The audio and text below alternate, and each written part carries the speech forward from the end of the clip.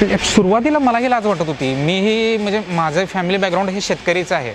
मलाही जमीन जुमल्याचा माणूस आहे मी, हे तसं काय नाही आहे. मग आपल्या मराठी वर्गाचं म्हणणं काय असते की व्यवसायात उतरताना अगोदर कोणीतरी व्यवसाय केलेला असावा पूर्व पिढीत, किंवा म्हणजे इतर परप्रांतीय येऊन आपल्या राज्यात व्यवसाय करतात, आपल्या शहरात व्यवसाय करतात आणि त्यांची वृद्धी इतकी तात्काळ आणि लवकर होते. कशामुळे होते? आपले युवक धंद्यात उतरतच नाही आहेत. म्हणजे कोणाचे पैसे असून गट्स नाही आहेत आणि कोणाकडे गट्स आहेत तर पैसे नाही आहेत, असा विषय. पण व्यवसाय कसा करायचा याची माहिती नाही आहे. तर तुम्हाला माहिती घ्यायची असेल तर पहिला छोटा सुरू करा. काहीही व्यवसाय असू दे तो छोट्या स्वरूपात सुरू करा आणि नंतर त्याच्यात पूर्ण डेडिकेशन द्या. जसं की तुम्ही एका ठिकाणी काम करताय तर कामाला तुम्हाला राबवून घेतलं जातं आणि शिवाय तुम्ही मनालाही तयार करताय की नाही आपण त्याची सॅलरी घेतोय म्हणून राबतोय. त्याच पद्धतीने जर तुम्ही व्यवसायाला परिपूर्ण समर्पण केलं तर तुम्हाला अवश्य उन्नती मिळणार. तर मित्रांनो, आपल्यासमोर आता भेळची रेसिपी बघतोय आपण आणि ही भेळ करण्यासाठी चिरमुरे आणि फरसाणा घेतला जातो. चिरमुरे आणि फरसाण घेतला, आता त्यावरती टाकला कांदा, चाट मसाला आता घेतला जातोय. तर सगळे पदार्थ मित्रांनो सेमच सगळीकडे बघायला मिळतील भेळ करताना, पण आजची जी प्रत्येकाची चव आहे की ही सांगलीच्या भेळला येतेच. आणि इथला चिरमुरा सगळ्यात महत्त्वाचा आहे, तो कुठं मिळत नाही आणि ते भेळ त्यामुळेच वेगळी होते. समोर आता रेसिपी बघतोय आपण. तर चटणी घेतलेली आहे आता, त्यानंतर चिंचेचा कोळ घेतला जातो. चिंचेचा कोळचा मित्रांनो खूप मोठा रोल आहे चिरमुऱ्यासारखाच, तर त्यामुळे सगळीच टेस्ट येते आहे भेळला. आणि हे आता रेसिपी आपल्यासमोर तयार होते. आता सगळे पदार्थ हे आता मिक्स करून घेतले जातील. तर भेळचा रेट मित्रांनो फक्त 30 रुपयाला आहे. तर इथं भेळ आपल्यासमोर तयार होते, तुम्ही बघू शकता. आणि ही टेस्टी भेळ आता आपल्यासमोर एका प्लेटमध्ये काढून घेतली. ज्यावेळेस मी व्यवसाय सुरू केला त्यावेळेस घरात परमिशन असं नव्हतं की असं म्हणायचे, जसं की आता आपल्याकडे मराठी वर्गाचं म्हणणं असतं की व्यवसाय केला तर मागं कोणीतरी पाहिजे किंवा पैसा बक्कळ पाहिजे, अशी मानसिकता होती घरातल्यांची. मग त्याच्या अगोदर मी जॉब करत होतो एका कंपनीमध्ये, रिलायन्स कंपनीमध्ये जॉब करत होतो मी. ॲज अ CSA म्हणून जॉब करत होतो. मग मी 1 वर्षाचं PF साठवून मग मी व्यवसाय सुरू केला होता. या एक्झॅक्ट तुमच्या मागे इथे व्यवसाय सुरू केला होता. फक्त स्वीटकॉर्न आणि पॉपकॉर्न हे 2च वस्तू होत्या माझ्याकडे त्यावेळेस.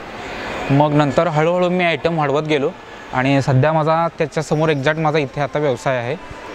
गेले 9 वर्ष मी यशस्वीरित्या इथे व्यवसाय करतो आहे. त्रास हा आयुष्यात आहेच, मनुष्य जन्माला त्रास आहेच, पण तुमची फील्ड ही तुम्ही स्वतः निवडा आणि त्यामध्ये यशस्वी व्हायचं असेल तर थोडं झटावंच लागेल तुम्हाला. अचानकच काय आज तूप खाल्लं उद्या रूप आला असा प्रकार नाही होणार आहे. थोडंसं काहीतरी नवीन करायचं म्हटल्यानंतर एफर्ट्स लावावे लागतील, चढ उतार सहन करावे लागतील, प्रयोग करावे लागतील. त्यावेळेसच तुम्हाला ते यश मिळणार आहे. तुम्ही जॉब सोडायचा निर्णय घेतला तो योग्य होता असं वाटते का? अगदी योग्य होता जॉब सोडायचा निर्णय. आता बघता कितीतरी लोक सध्या जॉब क्विट करून त्यांच्या प्रोफेशनला फॉलो करत आहेत. मॅक्झिमम आता लोक फूडमध्ये उतरत आहेत, तशी नीड आहे म्हणा, पण फक्त फूडमध्येच नाही तर इतर ठिकाणीही त्यांच्या म्हणजे लाईक्सनुसार आवडीनुसार ते व्यवसायात उतरत आहेत. तर ही वेगळ्या प्लेटमध्ये आता ही भेळ काढून घेतली जाईल.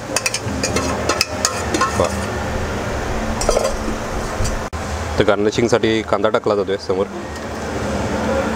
थोडी कोथिंबीर. प्लेट देखील तुम्ही बघू शकता मित्रांनो, डेकोरेटिव्ह आहे खूप. आणि याच्यानंतर खारी बुंदी टाकलेली आहे आणि सगळ्यात शेवटीतील म्हणजे शेव. तर अशी ही खूप सुंदर आणि टेस्टी भेळ आपल्यासमोर तयार होते. आणि हे थोडंसं गोड पाणी. मित्रांनो, मला गोड पाणी खूप आवडतं. भेळ जर घेतली मी तर एक्स्ट्रा गोड पाणी घेतोच. तर आता ही त्याच्यावरती मिरची देखील ठेवलेली आहे. सांगलीची भेळ मिरचीशिवाय पूर्ण होत नाही मित्रांनो. तर ही समोर बघू शकता, त्याची भेळच्यावरती एक मिरची देखील दिलेली आहे. तर मित्रांनो समोर बघू शकता, खूपच डेकोरेटिव्ह प्लेट आहे. भेळचे बरेच व्हिडिओ केले पण इतकी डेकोरेटिव्ह प्लेट आपल्याला कुठे बघायला मिळाली नव्हती. तर हे समोर भेळ आहे आपल्यासमोर. सुरुवातीला बऱ्याचशाच अडचणी आल्या, त्यामध्ये लॉकडाऊन आहे, नोटबंदी, या पिरियडमध्ये धंदा थोडासा कमी होता धंदा. तरी पण त्यामध्ये आता मी सध्या या धंद्यात स्टेबल आहे. मित्रांनो, सांगलीत 20 रुपयाला फक्त आणि फक्त 20 रुपयाला पाणीपुरी मिळते इथं, आणि तेही अशा मोठ्या मॉलला. तर समोर बघतोय आपण रेसिपी चालू आहे. तर आता पाणीपुरी चालू आहे. तर काय काय घेतलं ते आता? कांदा घेतलाय, बुंदी घेतली, कोथिंबीर, कांदा, बुंदी, कोथिंबीर आणि चिंच पाणी. ओके, हे चिंचेचा कोळ आहे. जसं दादांनी सांगितलं तसं आपण मगाशी ऐकलं की ते घरीच सगळे पदार्थ बनवतात. तर हे मुख्य म्हणजे चटणी, हे तिखट पाणी आणि गोड चिंचेचं पाणी हे ते घरीच बनवून आणतात. तर समोर बघू शकता पाणीपुरीच्या प्लेटला हे 5 पीस आहेत आणि रेट आहे फक्त आणि फक्त 20 रुपये. तर क्वालिटीमध्ये कुठेच कॉम्प्रोमाइज नाही आहे मित्रांनो, बघू शकता तुम्ही. ते शेव टाकलेले वरून आणि गार्निशिंगसाठी येईल ती म्हणजे कोथिंबीर. वा, तरी ही पाणीपुरी मित्रांनो जवळपास आपल्यासमोर तयार आहे. तर मित्रांनो बघू शकता ही पाणीपुरी आपल्यासमोर आता तयार आहे. फोटो घेऊयात आपण आता.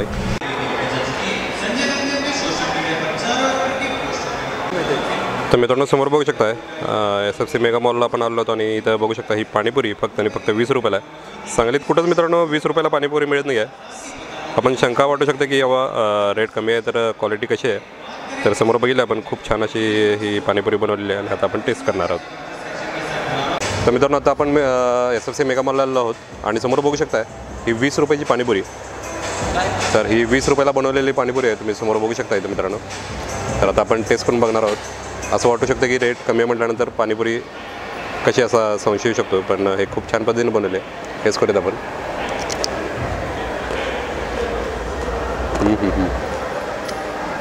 परफेक्ट मित्रांनो, अगदी चटपटीत पाणीपुरी आहे. जशी आपल्याला भेळच्या गाड्यावरती बाहेर मिळते तशा पद्धतीची ही पाणीपुरी. बुंदी आणि शेव देखील आहे आणि गोड पाणी आहे.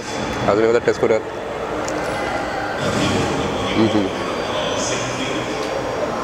तर खूप सुंदर पाणीपुरी मित्रांनो, 20 रुपयाला जरी असली तरी खूप छान पद्धतीने बनवलेली आहे आणि त्यातले पदार्थ देखील खूप छान आहेत. तर जेव्हा SFC मेगा मॉलला याल तेव्हा इथं पाणीपुरी टेस्ट करायला विसरू नका. तर मित्रांनो पाणीपुरी तर टेस्ट केली, खूपच चटपटीत आणि खूप सुंदर होती. 20 रुपयाच्या मानानं पाणीपुरी अतिउत्तम होती ती. तर आपण समोर बघतो आता भेळ आपण घेतलेली आहे. खूपच डेकोरेटिव्ह प्लेट आहे, तुम्ही समोर बघू शकता. आणि फक्त 30 रुपये रेट आहे आणि सगळे पदार्थ खचाखच भरलेले आहेत. भेळ जे लागतात ते समोर आपण रेसिपी आत्ताच बघितली आणि आता वेळ आहे ती म्हणजे भेळ टेस्ट करण्याची.